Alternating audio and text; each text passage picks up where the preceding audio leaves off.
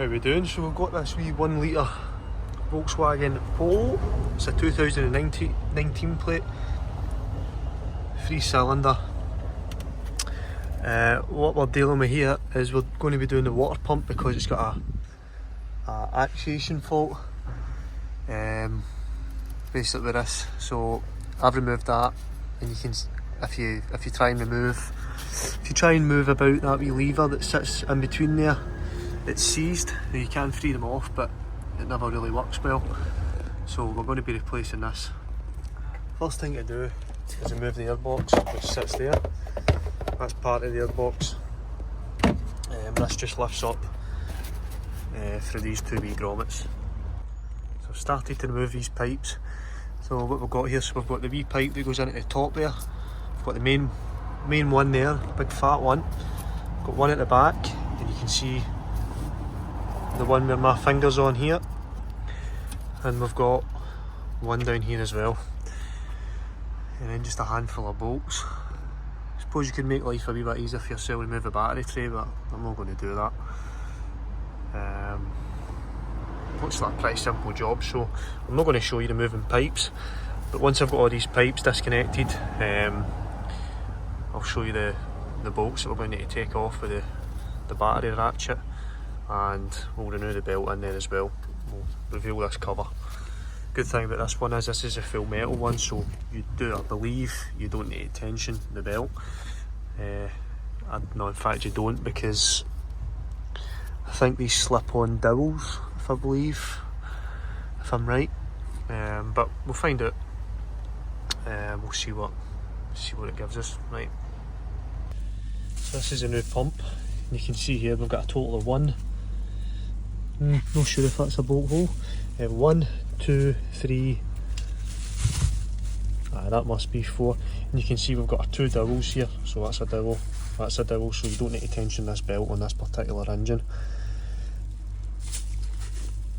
There we go. There's the internals. See in there. There's your flat.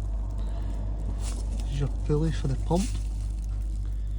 Quite a nice design. This. I prefer this is a lot easier of a task to do than messing about down there, but I'm not so sure with this cam belt idea. What we're going to do is, what we need, we've got a T30. We'll take this cam belt cover off.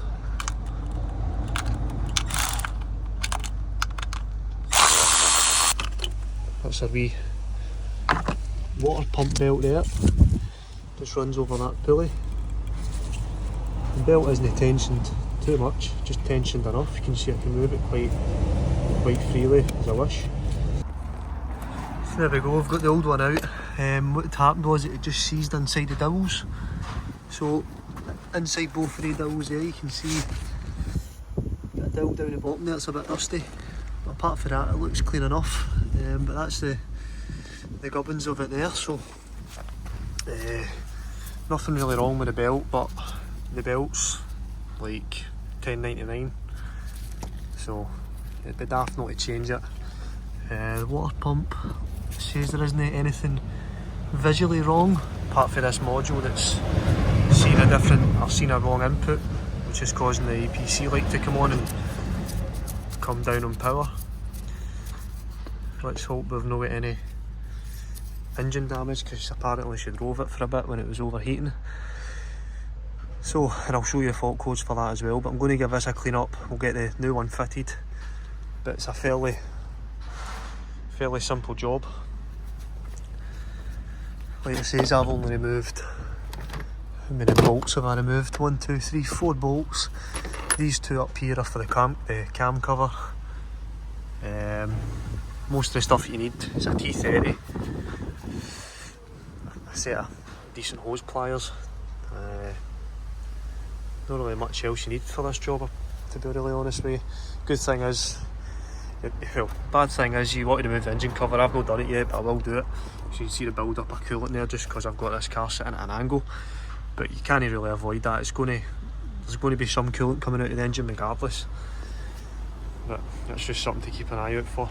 This wasn't really a how-to video, it was just showing you the gubbins of this. I've never done one before, so if anybody comes across it, they'll kind of know what to expect.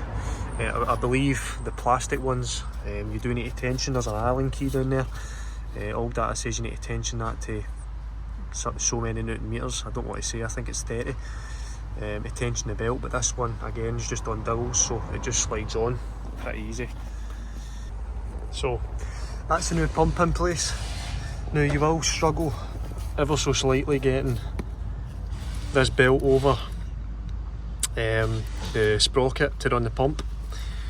The way I done it was I put the belt round the water pump, then before installing this I put the other part of the belt round the actual engine side itself, and then you just need to basically force it into place, into the dowels, get a bolt each side and evenly draw it in. That's the easiest way to do it. You can see the belt's nice and tensioned. It's sitting level down there, sitting even down there as well. So I just need to torque all these bolts to tight, and then fit all the water pipes, bleed the system, clear the fault codes, we should be good to go. I'll just stick that back in. So we're doing a full system scan on this thing. So the original fault that we had, engine coolant flow control valve position sensor range performance, and low engine coolant temperature. Engine coolant flow control valve stuck, but the top one was the main one that we had that caused the APC light to come on. A couple of other wee different faults, so we'll clear them. If you want the part numbers for these, so this is for the wee tooth belt as they call it, so that's the number there, 04E121605M. And the part number of this as well, the thermostat they call it, which is correct, 05E121111 Alpha Bravo. So that's the part for the coolant pump and the belt. And what you're going to need, well, you can buy whatever, but I just buy for Volkswagen or TPS. So we've got the already mixed coolant. Bought 2 litres of that because I knew that we would lose some.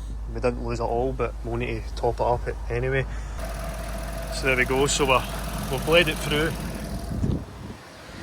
This particular one was actually quite difficult to get bled through properly, but we got there in the end. We're sitting at a steady temperature. Temperature there is good. Heaters are nice and warm. We'll visually inspect it for leaks. One thing I will note is this took a long time to actually open up, to properly let the coolant flow. See, we've got a wee dribble down there, but that's just excess coolant. There we go. So thanks for watching, hope this helps somebody. This is a wee 1 litre engine, 2019 with a metal housing. Thanks for watching.